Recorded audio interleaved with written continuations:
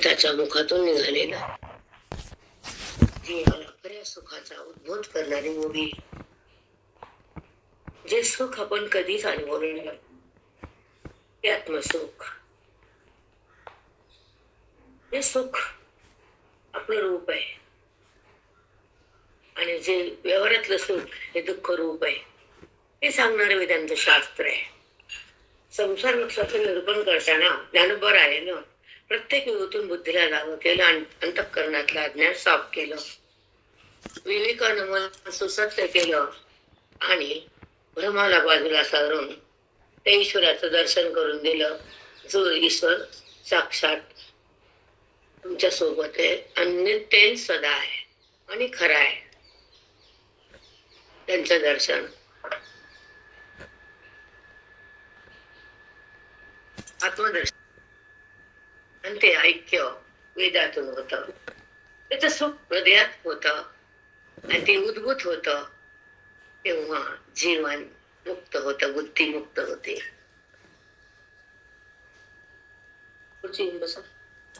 आणि बद्धता जाती म्हणजे जडाशी संबंध संपत होते. रामदास बद्धता जाती उभीच जे उभी शक्ती आहे. आपण काल बघितलं की श्रवणाच्या माध्यमातून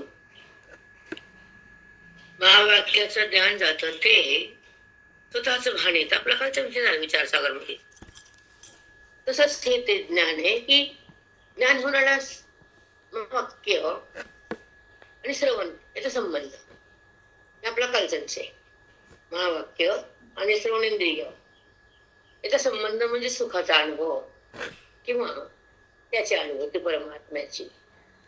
जगताची अनुभूती होती, देहाची अनुभूती होती, शब्दाचं सुख दुःख होत, पण परमात्म्याची अनुभूती कुठे आणि ते माहित पण नसते की अनुभूती परमात्म्याची आहे हे माहित नाही. म्हणून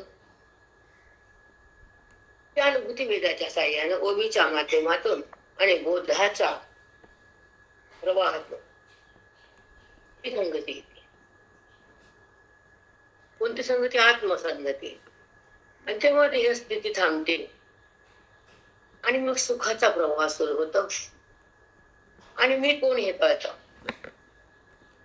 तेव्हा मन शांत आणि स्तब्ध होत आणि देहातून अलग होत, स्वरूपामध्ये स्थगित होत, आपले आत्माधिष्ठान चैतन्यामध्ये एकरूप होत आणि मूळ स्वरूप प्रगट होत. तो मी आहे असं भान होत, चिदघन मन होत. तेव्हा ते आत्माराम होत. ते जीवन मुक्तीचं धन स्वतःला स्वतः अनुभवता येत. म्हणून जीवनमुक्त महात्मा जगात श्रेष्ठ सांगितला. त्याला संतपद, ब्रह्मवेत्ता, ज्ञानी, तपोमय म्हणतात. त्यांना तपस्वी म्हणतात ज्ञानी लोकांना. त्यांचं तप असतं अध्ययनाचं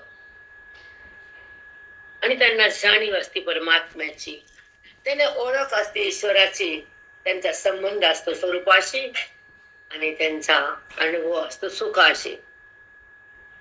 हे महत्वाचा टप्पा. तोडले का?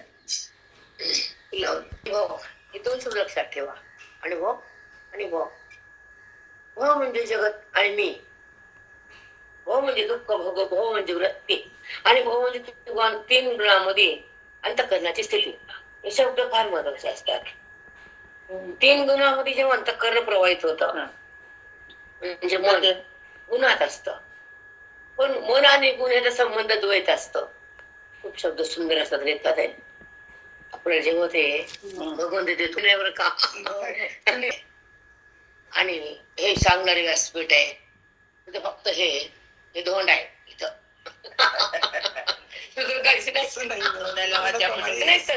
तसंच आहे.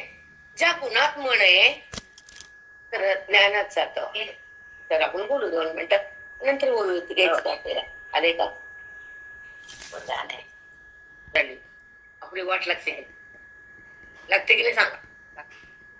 मग तसे गुणामध्ये आले की वाट लागते.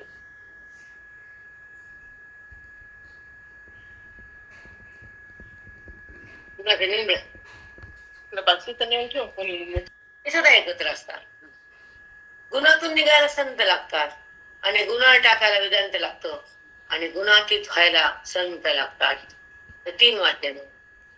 हॅलो, समर्पण करताना कृष्ण परमात्मा हा जगतातील जीवाला काय सांगतात आणि दुःख कसं थांबवतात, ते बुद्धीला कसं अलग करतात आणि आत्मस्वरूपाचं दर्शन कसं करून देतात. हा जगतरूपी भाव दृश्य हे दिसून कसं नाही, दृश्य माझं रूप आहे, दृश्यात मी आहे, हे नाना रूपाचं वर्णन करणारा हा वेदांत शास्त्राचा ग्रंथ म्हणजे ज्ञानेश्वरी आणि सांगणारी ज्ञानोबारा आणि त्याच्यामध्ये बोध म्हणजे ओवी. आणि त्या ओवीचं जेव्हा हृदय बोध घेतो तेव्हा ते हृदय पावन होतं आणि ईश्वरामध्ये विलीन होण्यास सुरुवात होती. अध्यात्मशास्त्राची शक्ती अज्ञानातून निवृत्ती, मनातल्या असलेल्या अज्ञानाची निवृत्ती करतात.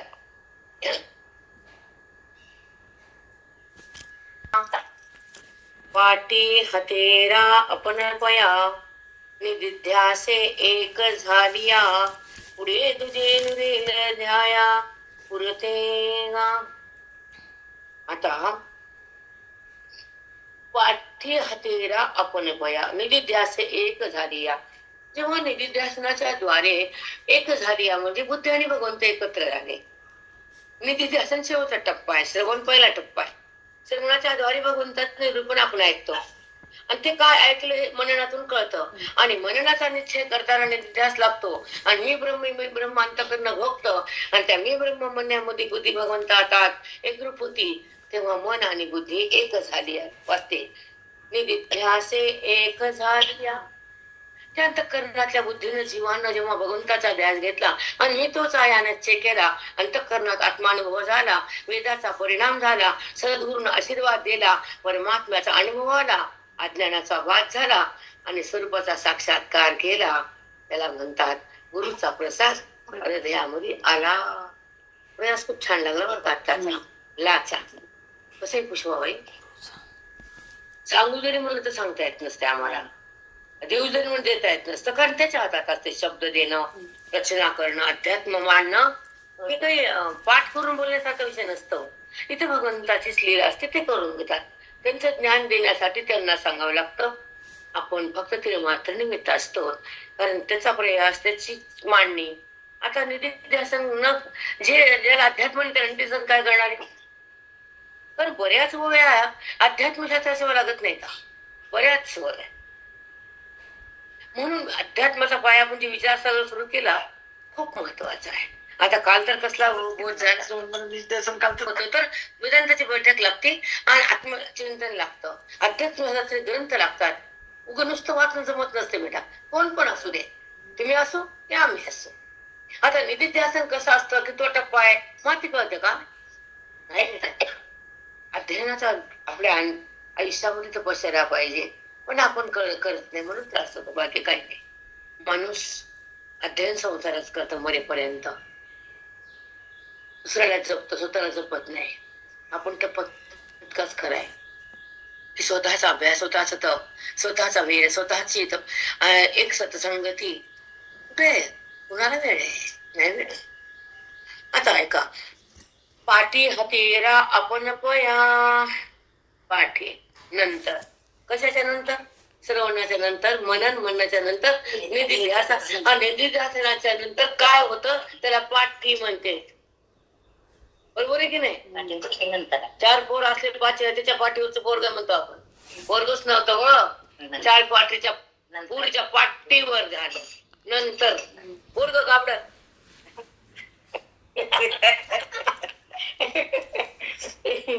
निधिध्यासे एक झालिया पुढे तुझे नुरेल घाया पुरतेगा.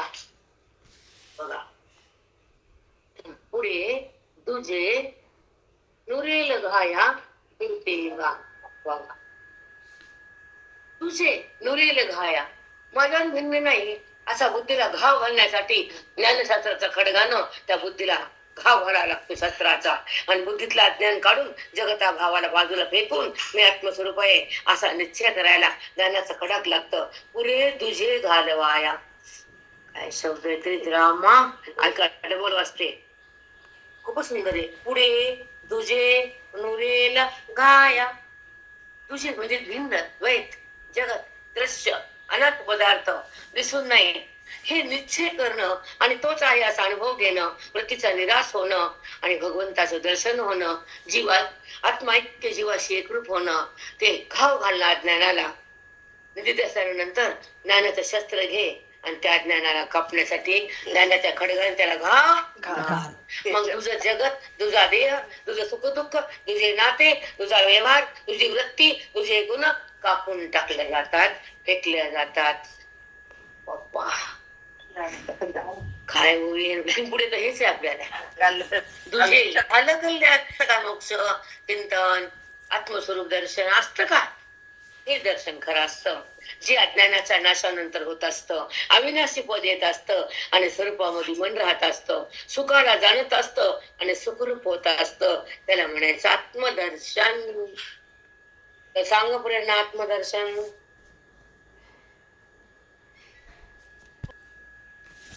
आणि विधिध्यासन या तिन्हीच्या नंतर काय होतं? पुढे तुझे नुरेल घाया म्हणजे माझ्याहून तू भिन्नच नाही हे कळतं. हा ज्ञानशास्त्रानं त्या अज्ञानावर घातलेला घाव आहे. तेव्हा मी आत्मस्वरूप आहे हा निश्चय होतो. तो निश्चय करायला ज्ञान खडगच लागतं. तेव्हा हे जे द्वैत आहे, जे जगत, हे जे दृश्य, हे अनात्म पदार्थ ते दिसून नाहीत, ते खरे नाहीत, आहे तो तोच आहे आणि तो म्हणजे मीच आहे हा निश्चय होतो. त्या निश्चयानं आत्मऐक्य होतं. अज्ञानावर घाव घातल्यानं वृत्तीचा निराश होतो. जे दुजे आहे, जे द्वैत आहे, जे गुण वृत्ती, जे नाते आहे ते कापले जातात, ते फेकले जातात. तेच आत्मदर्शन खरं आहे. तेव्हा बुद्धीला अविनाशी पद येतं, मन स्वरूपात राहतं, ते सुखात राहतं आणि सुखरूप होतं, म्हणजेच आत्मदर्शन. बेटा जीवन मुक्तीचा क्षण आला बेटा, समजला? आला शब्द बघा ना, तुझे पुढे तुझे नुरेल घाया. जे तुझं द्वैत आहे, तुझा देह आहे, जड संबंध आहे, ते नुरेल म्हणजे संपेल. पण ते संपवायला ज्ञानाच्या खडगानं घाव घाला लागतो. अज्ञानाच्या मुळावर मूळ जे पसरले ना, किती म्हणजे माऊलीनं किती सुंदर मांडले. जीवाचं दैन्य का काढले आणि दुःखातून मन बाहेर आले आणि ते सुखरूप केले. मालूम उपकार नाहीत का आपल्यावर? सांगा ना, म्हणजे काय काय केले माऊलीनं. आणि आतापर्यंत आम्ही जाणले नाही, कधीच वाईट वाटत नाही. पोरानं फोन केल्यावर रडू येतं, पोरींनी बोलली नाही म्हणून रडू येतं, नातू आजी नाही म्हणून रडू येतं. आणि ते कडू असतं मग ते माणूस.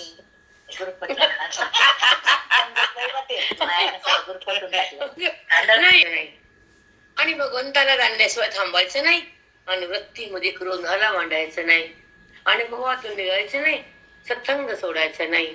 स्वरूप स्थिती भोगल्याशिवाय आपल्या देहाला पडू द्यायचं नाही. ही ताकद पाहिजे.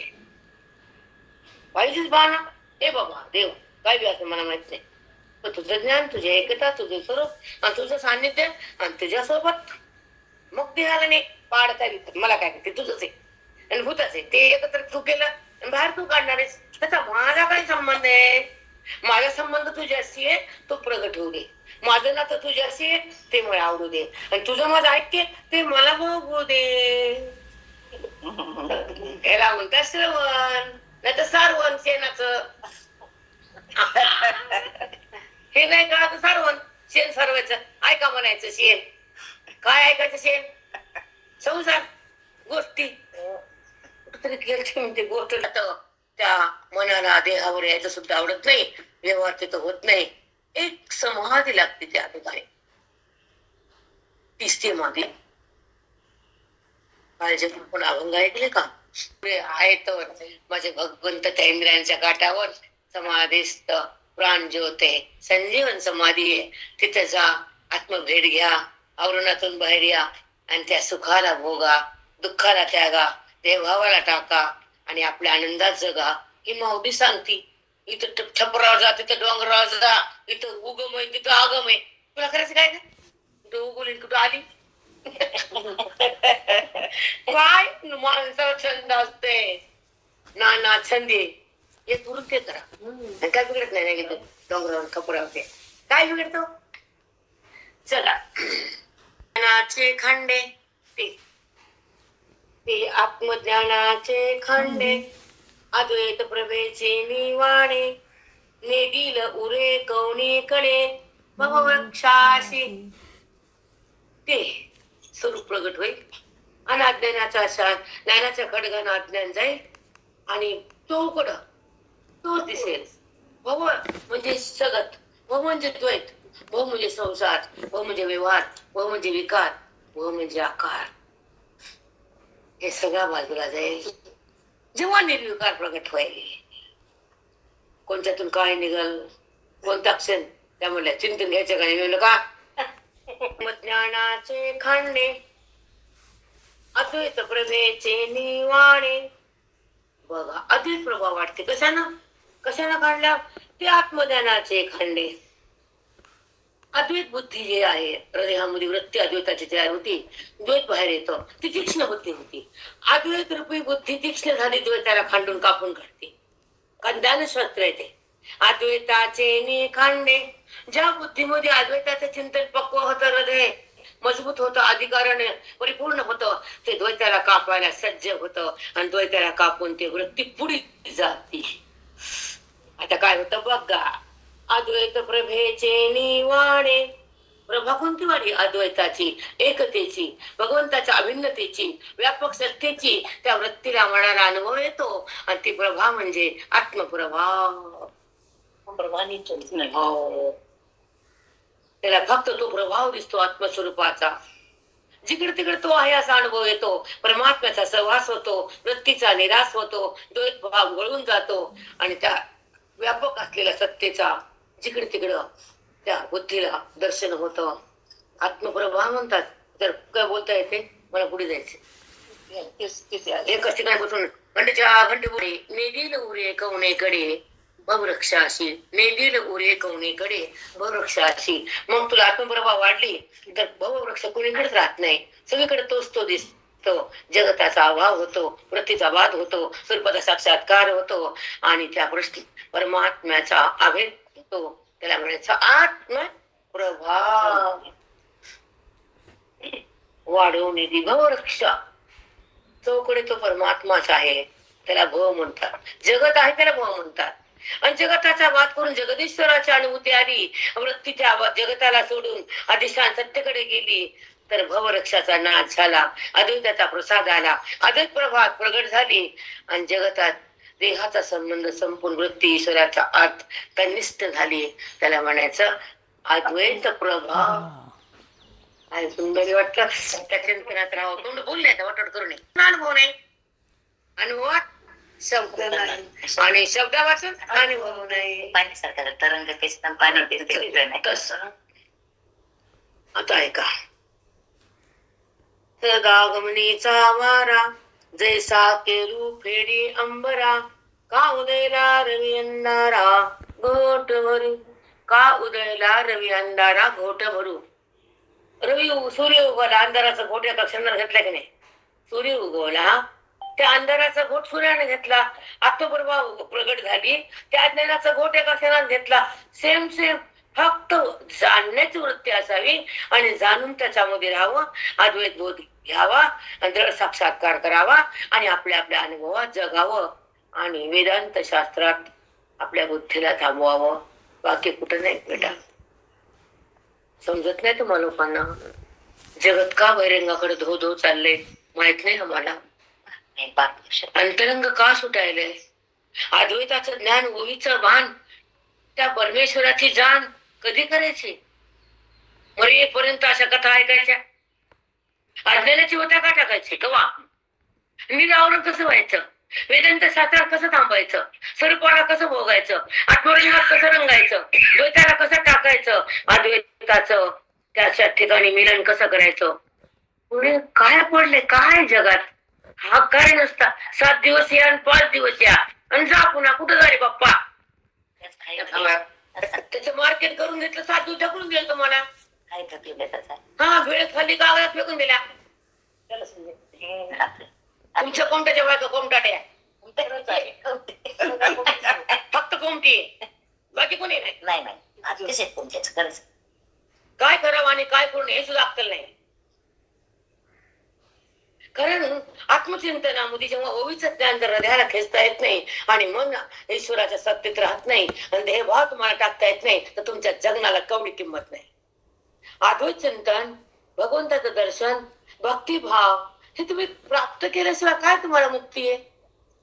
संसारात तोंड घालून तोंड फुटालेत ना, लातबुक्या खाऊ खाऊ तरी लाज नाही. व्यवहार करायचा आणि बाजूला करायचं, आत्मचिंतनासाठी जगायचं, बुद्धीला ब्रह्मभावात ठेवायचं, वेदाचं ज्ञान घ्यायचं, आत्मस्वरूपामध्ये जायचं, आपल्याला पाहायचं, आनंदात राहायचं आणि त्या परम सुखाला भोगायचं, परमात्म्याला ओळखायचं, परमभावात यायचं, आत्मदर्शन घ्यायचं. सोडून दिलं नियमाचं गाठतं, नियमाची काठी काय ती काठी दुःख देतात, कुणी काय देत नाही. होय म्हणून तरी का म्हणा व्यवहार केला बाजूला गेली कराट.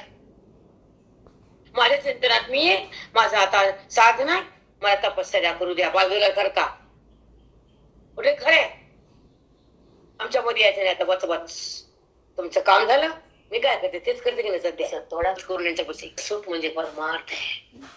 साधू सोबत फक्त सुख आहे, ग्रंथासोबत अद्वैत आहे, नामासोबत ईश्वर आहे आणि ह्याच्या पलीकडे गेल्यावर तो आहे. पलीकडे कळणं, अलीकडे येता येणं, पलीकडे जाता येणं, अलीकडे थांबता येणं, मन तिथं राहीन आणि सुख करून देईन, बोंबला शाबाई राहीन, रडतीच रडती, दुसरं काय करते ती. म्हणून एक बोलायचा भावार्थ एक आहे की हे चिंतन करावं आणि आपलं आयुष्य सफल करावं. आता पुढचा विषय, नेदिल उरुपवनेकडे वृक्षाशी ते आत्मदानाचे खांडे झाले हे. अरे प्रभदेची वाढेल उरे पवनेकडे वृक्षाशी शरदगामेचा वारा, शरद ऋतूचा वारा, शरद ऋतू आहेत ना, ते शरद ऋतूचा वारा कसा आहे, तो काय करतो, जैसा केरू फेडी अंबरा, आकाशातला कचरा पण इतका काढतो, ते इतका उंच जातो आणि आकाशातला काय करतो, कचरा साफ करतो, वरच उंच जागा घेता. का उदयला रवी अंधारा घोटवरी, सूर्य उगवला, अंधाराचा घोट्या कक्षणात केला, चौकड दिव्य प्रकाश झाला, तसा अज्ञानाचा नाश केला, चौकडे तो आहे असा अनुभव आला. सेम सेम दृष्टांताहून सिद्धांताकडे यावं लागते. आणि असं करता करता तो आपल्या आत्मानुभवात राहतो. साधक देहभावातून येतो. हे वाक्याचं उत्तर आहे बरं याचं. तो साधक तो आपल्या आत्मानुभवात येतो, देहभावातून बाहेर निघतो, देहभाव संपतो, तो क्षण मोक्षाचा, तो क्षण सुखाचा, तो क्षण अद्वैताचा आणि तो ती वृत्ती आत्मसाक्षात्कार करून देण्यासाठी समर्थ होती. वृत्ती म्हणजे मन, बाय ती पण कळत नाही. पूजा केली, तिथं वाचायला गेले, तिथं घरी आले, तिथे गोट्या फिरविले, धंदा दुसरा काहीच नाही आपला, काहीच नाही. पुढी सरकतच नाही आपण. सरकतो पुढे तुम्ही ढकलच सरकतात, नाही नाही जेव्हा तुम्ही रागाने ढकलशाल आम्हाला होता खेळ बघायचा नाना उपबड होता खेळ, नुरे स्वप्न संभ्रमाचा ठाव, स्वप्रतीती धारेचा वाहो करील तैसे, स्वप्रतीती धारेचा वाहो करील तैसे, स्वप्रतीती म्हणजे आत्मप्रतीती करील तशी. कस कवा करील, तुला स्वप्न पडायला भीती वाटायला जागावं ना, भीती जाते. बघा नाना उपपड होता खेळ, नाना वस्तू दिसत स्वप्नामध्ये, भीती वाटते, काहीतरी खरं वाटतं, मग ते संपायला जागा हो, मग नाना जात ते स्वप्नातलं. तसं जगत तुझा नाना, स्वप्नातून नाना बघतोस, भीतोस, आई म्हणतोस, जाग हो, ते नाना जात. जगात मी नाना दिसत, इथून मी जागा हो, हे पण खोटं वाटतं, ते जात आणि हे खोटं होतं. आत्मारामाचं नातं तयार होतं, मन ईश्वरात लीन होतं, सद्गुरूच्या माध्यमातून स्वरूप दर्शन होतं आणि सुखाचं माध्यम बुद्धीला येतं आणि बुद्धीच्या सुखात संपून जाते. मग वृत्ती देहाकडे येत नाही आणि देहाला शिवले तरी बट्टा लागत नाही, कारण ती देहाला माझं म्हणत नाही, कारण ती आत्मस्वरूपात आहे. आत्मस्वरूप झाली, ते देहातून भिन्न केली, परमात्म्याशी समरस झाली, मग ती आपल्या आपल्या द्वैतामध्ये राहिली. द्वैतामध्ये ती येत नाही, कारण द्वैत तिच्या पशी राहत नाही. साक्षात्कार, द्वैताचा संहार, बोधाचा चमत्कार, गुरुचा आविष्कार, ज्ञानाचा त्याचं भांडार ज्ञान आहे ओवीचं. भंडार आहे ज्ञानाचा भांडार आहे की नाही. आणि हे ओवी करणं महत्वाचं आहे. स्वप्नातून दिसायला भीती वाटायची, डोळे उघड जात, जागृती दिसायची, मिथ्यात्व जाण, दृश्य नाही मान, आत्मसुखाची खाण, तेव्हा तू स्वतः भगवान. नुरी स्वप्न संभ्रमाचा ठाव. स्वप्न संभ्रम आहे, भ्रम आहे, जगत पण भ्रम आहे. तिथं पण नाना दिसतं, इथं पण नाना दिसतं. हे दिसून उठले की जातं आणि हे ज्ञान झाले की जातं. जगत बी स्वप्नच आहे. नाश पावते वस्तू पुन्हा दिसतं जगत सारखं. हे स्वल्प स्वप्न, हे दीर्घ स्वप्न. जागृती दीर्घकाल आहे, स्वप्न अल्पकाल आहे. पण दोन्ही स्वप्नच आहे. पण हे वाटतं का? वाटत माती वाटतं, खरं वाटतं. स्वप्रतीती धारेचा वाहू करील तैसे. स्वप्रतीती धारेचा वाहू म्हणजे आपल्या स्वरूपाची प्रतीती सतत राहते त्या साधकाला. तो आपल्या देहाची प्रतीती घेत नाही. स्वप्रतीती धारेचा वाहू करील तैसे. अखंड आत्मस्वरूपाच्या प्रवाहात तो सतत राहतो आणि देहातून भिन्न होऊन आपल्या आपल्या अनुभवात जगतो. तो महात्मा बनतो. तो देह नसतो, तो जीव भाव नसतो. एक आहे का त्याचा जीव भाव नसतो बर का. तोच आत्मभाव असतो, तोच महात्मा. सतत आत्मभावाचा प्रभाव असतो, देहभावात नसतो. तो देहाचा संबंध उरत नाही, अद्वैत तिथे शिरत नाही आणि अहंकार तिथं होत नाही. त्याला मी कोण हे कळलेलं असतं. तो मी अहम ब्रह्मास्मी मध्ये असतो. ते आपल्या आपल्या ज्ञानामध्ये, आपल्या आपल्या महिमेमध्ये असतो. तो जगात नाही, कारण त्याच्या दृष्टीने जगत नाही. हा ज्ञानाचा प्रवाह आहे बेटा. त्याची दृष्टी ज्ञान दृष्टी असते. अज्ञान दृष्टीमध्ये जगताची स्थिती आहे, ज्ञान दृष्टीमध्ये आत्मस्थिती आहे. या दोन अवस्था आहेत मनाच्या. एक ज्ञान दृष्टी, एक अज्ञान दृष्टी. अज्ञान दृष्टीमध्ये जडाचा संबंध आहे आणि ज्ञान दृष्टीमध्ये भगवंताचा स्पर्श आहे. संबंध नाही, स्पर्श. हा, संबंध सदा आहे पण अनुभव कुठे आहे? संबंध आहेच त्याचा आपला. तुम्ही स्वीकारा की न स्वीकारा, पण तो तुम्ही आहेतच. पण फक्त त्याचा अनुभव नाही, स्पर्श नाही, ऐक्य नाही. म्हणून तुम्हाला दुःख आहे अज्ञाने. त्याचा संबंध सदा आहे. तो उद्भूत करा ज्ञानानं, प्रगट करा वेदानं, अनुभूती घ्या बोधानं, जागवा श्रवणानं. वाव, एक अक्षर हे व्यासपीठ आहे गुरुजींचं. साधं आहे का काय भरलेलं कशाने बी. का अधमूळ का आधीच हणसाखा डाळ, ते काहीच न दिसे मृगजळ चांदणी. चांदण्यामध्ये मृगजळ नसतं. चांदण्यामध्ये अंधार असते की काय. दुपारच्या भर 12 वाजता प्रखर उन्हामध्ये मृगजळ आहे. मग जगत म्हणजे मृगजळ भास आहे. आभासी पदार्थ दिसतो आणि भास मायेचा असतो आणि प्रत्यक्ष वृत्तीच्या साह्यानं खोटं दिसतं. ते जगत त्या अनुभवात नसतं, कारण ते जगत ईश्वर असतं. जसं संध्याकाळी चांदण्यात मृगजळ नाही, तसं अद्वैत शास्त्रामध्ये अद्वैत अनुभूती झाल्यानंतर, अज्ञानाचं खंडन केल्यानंतर आणि ती आत्मप्रभा बुद्धीमध्ये आल्यानंतर त्या भगवंताविना काहीच नसतं. मृगजळ म्हणजे जगत आहे आणि परमात्मा म्हणजे स्वतःसिद्ध परमात्मा अनुभव सुख आहे. म्हणून त्या दोन गोष्टी त्यांनी ऐका आता की तेव्हा ऊर्ध्वना अधोमूळ. ह्या संसार वृक्षाची खालची फांदी, वरची फांदी, मधली फांदी, हे सगळं संपलं. सगळं मीच. कुठं फांदी सांगा. अधो ऊर्ध्व का अधोमूळ का आधीची हन शाखा डाळ.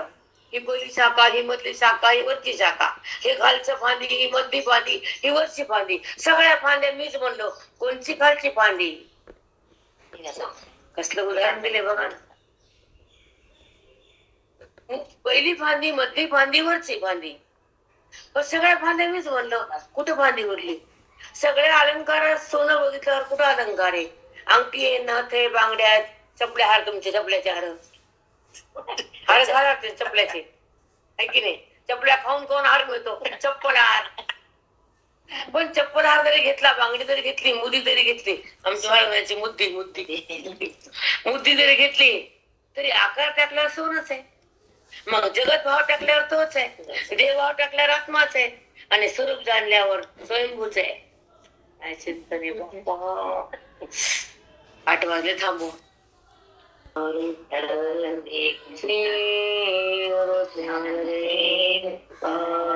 पंढरीनाथ भगवान की जय, मौली ज्ञानेश्वर तुंगनाथ महाराज की जय, सब साधु संतन की जय, बजरंग बली की जय, श्री गुरु नानक देव की जय,